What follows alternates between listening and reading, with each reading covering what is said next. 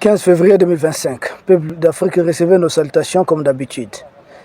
Cette histoire des passeports entre les pays de l'Est et la France, si Macron veut utiliser ça comme moyen de chantage, parce que, selon lui, les ressortissants africains, c'est-à-dire de l'Est, et les Africains sont beaucoup là-bas, parce que vous savez ils prennent toujours ce qu'ils appellent la qualité. Les meilleurs jouent dans leur équipe nationale. Les meilleurs sont leurs scientifiques, ils sont médecins. Ils savent trier quoi. Quand vous prenez même les meilleurs artistes là-bas, regardez leur origine, d'où vient-il. Donc ils veulent vraiment instrumentaliser cette question des passeports. Comment j'ai su cela? D'abord, il y a un ressortissant malien qui m'a appelé, qui a sa belle-fille qui était venue au Mali et qui a perdu tous ses papiers. Et a perdu tous ses papiers, ils ont entamé des démarches. Au moment d'obtenir le visa, on dit, bon, écoute, les passeports CEDEAO dont ils disposent, ça ne reste que 6 mois. Donc il faut un autre passeport. La bonne dame amène un autre passeport, cette fois-ci le passeport de l'AS. Qu'est-ce qu'on dit? On dit non, que ce n'est pas encore reconnu par la France. Moins de 48 heures après notre discussion, nous avons vu les informations un peu partout que les autorités françaises ne reconnaissent pas les passeports de l'AS. D'abord, il y a des désinformations autour de cette question, ou encore des manipulations, ou des chantages, ou des mensonges, je ne sais pas comment appeler cela. Premièrement, ce n'est pas à la France de reconnaître un passeport. Il y a un organisme habilité pour cela qu'on appelle l'OACI, donc qui permet de réguler tous les documents de voyage.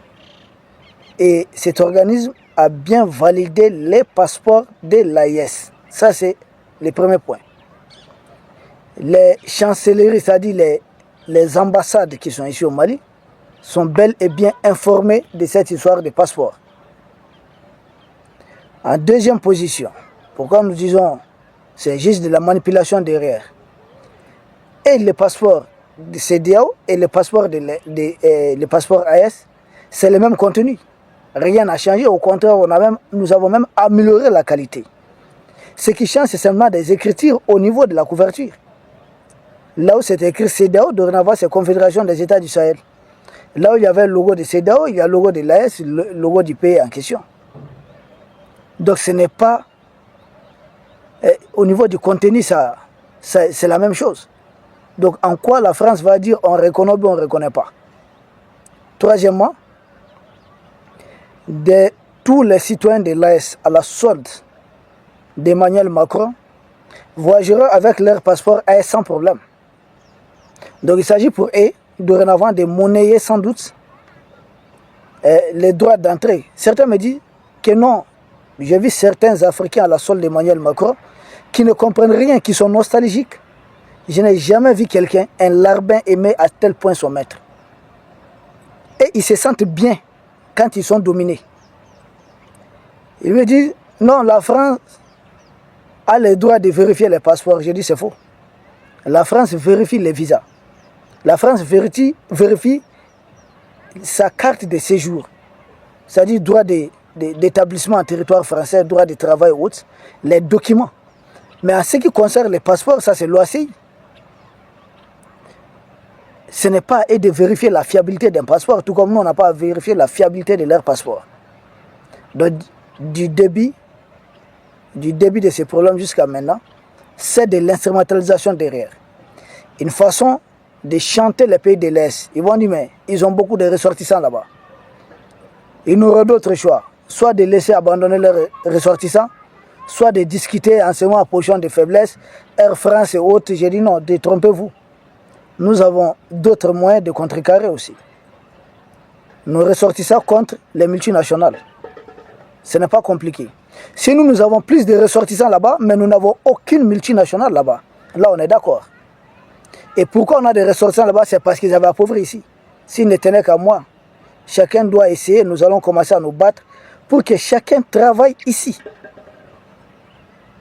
Oui, ils ont des ressortissants ailleurs, mais dorénavant, nos dirigeants doivent s'atteler à la tâche qu'il faudrait créer de l'emploi, trouver en tout cas des moyens pour que chaque citoyen de l'Est puisse travailler ici. S'ils essaient de prendre en otage les ressortissants des pays de l'Est. Mais c'est simple. Ils disent que ce sont nos ressortissants qui là-bas, qui travaillent, qui payent des taxes là-bas. Mais eux, ils ont des multinationales ici. Ils n'ont pas autant de ressortissants ici. Tout comme nous, on n'a pas autant de multinationales de l'autre côté. Donc, chacun va appuyer là où ça fait mal. Et ici, Dieu seul sait. Et ici, Dieu seul sait. Leur multinationale gagne combien? Vous allez me dire, donnez-moi, faites-moi une estimation de combien on paye dans Canal Plus uniquement au Mali. On va ajouter Burkina, on va ajouter le Niger. Combien est-ce que nous payons régulièrement? Donc, nos autorités peuvent décider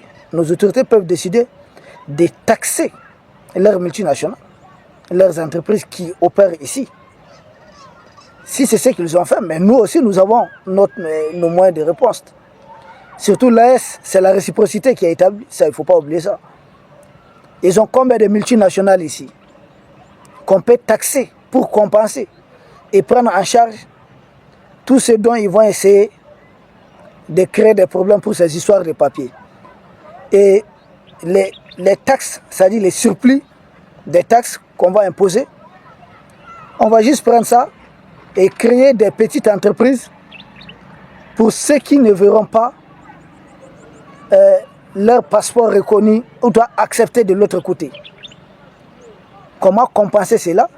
Il faut juste faire payer leurs multinationales, leurs entreprises. C'est comme ça, entre les États, c'est ça. Mais vouloir négocier sans aucun moyen de pression, là, ça ne sonne pas bien. Or, eux, ils font des chiffres dans le domaine des télécoms, dans d'autres domaines, ils font des chiffres autour des milliards. Donc, comprenez ce que ça veut dire. Qui a le plus à perdre? Macron n'a pas intérêt à ses bras de fer. Non, non, non. Nous conseillons tout simplement à nos autorités de taxer, de surtaxer leurs entreprises pour compenser, pour créer des entreprises pour tous ceux qui se verront injustement, pour tous ceux qui, contre qui, en tout cas, ils vont essayer d'utiliser leurs moyens de chantage. Peuple d'Afrique, c'est comme cela. Macron a beaucoup de choses. Et puis Air France, ça serait acté plus jamais ici. Et dans ça, nous avons vu certains. Parce qu'aujourd'hui, les moutons ouattariens sont devenus 2 fois moutons ouattario-macroniens. Et qu'est-ce qu'ils disent? Je les ai entendus. Ah bon, partez en Russie. Nous on a dit, mais écoutez, tout ce qu'ils nous ont volé là, c'est la Russie qui a volé ça. Ce sont eux qui ont appauvri ici et créé des situations pour que des gens partent là-bas. Et n'oubliez pas, avant cette question d'immigration, ils étaient là déjà en train de commercialiser les Africains. Pour ceux qui ne savent pas, cela a juste changé de forme. Et c'est nous réjouissons de voir nos ressortissants là-bas. Ah non. Mais pourquoi nos ressortissants sont là-bas? Pourquoi des jeunes Africains se jettent à la Méditerranée pour essayer de rejoindre l'autre rive? Pourquoi? Qui a créé de telles conditions ici? On est un peu dans ça. Voici de telles questions que chacun doit se poser avant d'être dans des histoires politiques. Ça n'a rien à voir de politique. C'est un combat. Ils ne veulent pas que des Africains s'émancipent. Regardez comment ils sont en train de défendre aujourd'hui Zelensky. Bec et ongle. Rien ne doit être discuté sans lui. Et regardez comment ils ont géré les dossiers du Sahel, des pays du Sahel à qui ils refusaient de vendre des armes. Et ils appelaient d'autres pays du monde pour ne jamais vendre des armes. Regardez comment ils gèrent le cas de la RD Congo, où il y a un pays, il y a un agresseur qui est connu, et puis il y a un agressé. Mais ils disent non, processus de Luanda est auto. Au même moment, ils disent que Zelensky ne devait pas négocier tant qu'une portion de son territoire est occupée par les Russes. Mais pourquoi ils demandent aux Congolais de négocier alors qu'ils sont en train de perdre plusieurs localités à la fois? Ça ne dit rien aux Africains. Et quand on parle, certains se voient, non, nous on est moutons ouattariens. De tout ce qu'Emmanuel Macron fait, c'est bon. Mais n'oubliez pas une chose, vous pourrez vous retrouver dans la merde. Aller en Russie, ça veut dire. Est-ce que nous, notre souhait même, c'est d'aller là-bas, aller là-bas? Non. Notre souhait, c'est que chaque citoyen de l'AS, voire même africain, puisse avoir un emploi décent ici. Mais ceux qui sont là-bas, généralement, regardez les conditions de vie. On dort dans combien de chambres avec la famille? Or, en Afrique, il suffit de fournir un peu d'effort pour se construire une maison. Ici, on peut se construire une maison. Mais combien sont des Africains qui peuvent se construire une maison là-bas? On est mieux chez soi. Mais pourquoi nous sommes retrouvés là-bas? Ce n'est pas la faute des Africains. Les Maliens sont sortis majoritairement quand? C'est quand les fameux démocrates ont pris les rênes du pouvoir ici. Or, cette pression qu'ils sont en train d'utiliser, c'est pourquoi? C'est pour faire ramener encore les fameux démocrates aux affaires. Donc, ils espèrent soulever les populations, créer plus de frustration, créer plus de frustrés. Et dans ça, ils vont dire qu'il y a autre chose, ils vont inspirer des manifestations et autres. Le peuple est serein. Nous avons confiance en nos autorités qui vont trouver des moyens adéquats pour déjouer ces problèmes. D'ailleurs, les PDG de leurs multinationales, dorénavant, leur passeport aussi ne doit pas être reconnu tout simplement. Ce n'est pas compliqué. Il faut aller au-delà des citoyens macroniens. Ils sont un bloc. Ils ont visé l'AS dans son ensemble. En attendant, d'ici là, les pays de l'Est ont le droit de saisir l'OACI, puisqu'ils ont encore leurs ambassades qui sont ouvertes ici, leurs consulats et autres.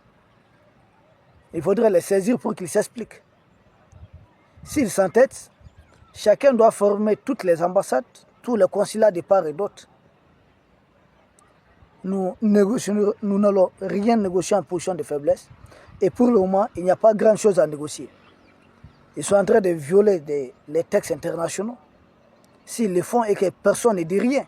Parce qu'entre les États, je vois encore beaucoup d'Africains qui ont vraiment été dans leur école de droit ou bien autre. Ah, vous ne respectez pas les droits internationaux, vous ne respectez pas la démocratie. Il n'y a que certains Africains pour croire à présent à ces bobards. Excusez-nous du terme. À ces sottises, il n'y a que certains Africains. Ce que Donald Trump fait là, c'est le droit international. Je veux votre canal. Nous voulons ceci. Nous voulons cela. On va faire déplacer les gens de Gaza. On va faire ceci. C'est quel droit international ça? Ça viole tous les traités internationaux.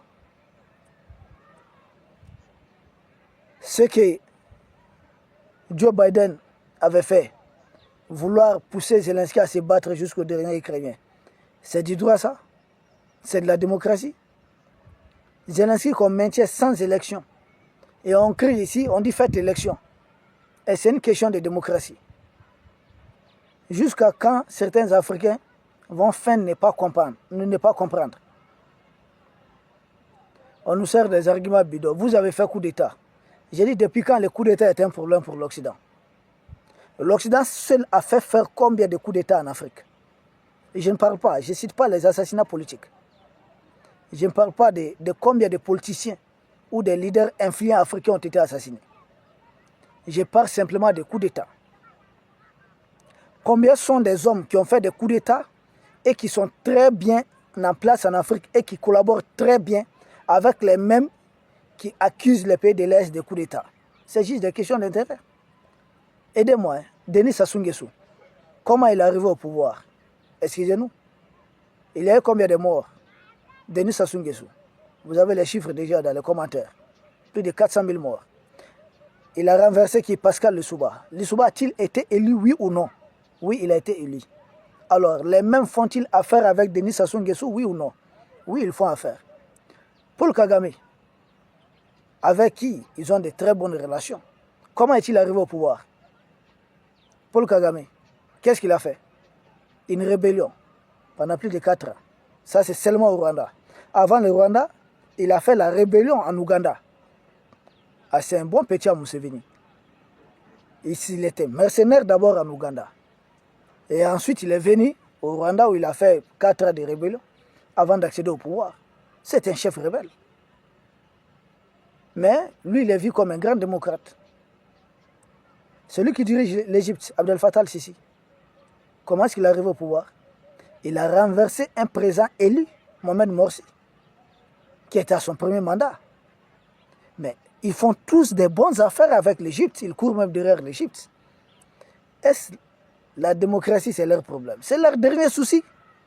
Pourquoi il y a des Africains qui ne veulent rien comprendre, qui ont tellement biché des leçons enseignées par des impérialistes, à tel point qu'ils jurent de faire la guerre à d'autres pays africains. Mais ils soutiennent Macron dans ses caprices. Aujourd'hui, ils disent les citoyens de l'AS. Demain, ça serait qui? On ne sait jamais où est-ce que ça va prendre fin. Pour le moment, on dit, ouais, nous sommes partisans du dromadaire, donc nous, on soutient. Pensez-vous que le dromadaire, là, il est éternel? Est-il éternel?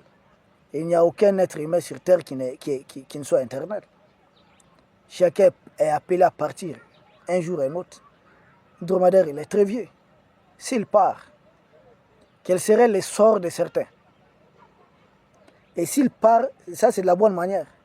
S'il part de la mauvaise manière, qu'est-ce qui peut se passer? Vous êtes là aujourd'hui alliés à Macron et Brigitte Macron contre d'autres Africains. Et vous en êtes fiers. Vous en êtes fiers, réellement. Moi, je dis tout simplement honte à vous. Honte à vous. Rien d'autre à dire que cela. Peuple d'Afrique, cette histoire de passeport, c'est du chantage. Du début à la fin, c'est du chantage. C'est une façon d'appeler les pays de l'AS. Nous avons décidé de nous libérer. La guerre de libération a un prix. Et il y a un sacrifice à payer. Le prix à payer peut être très élevé. Mais si c'est ce qu'il faut pour notre liberté, que cela en soit ainsi.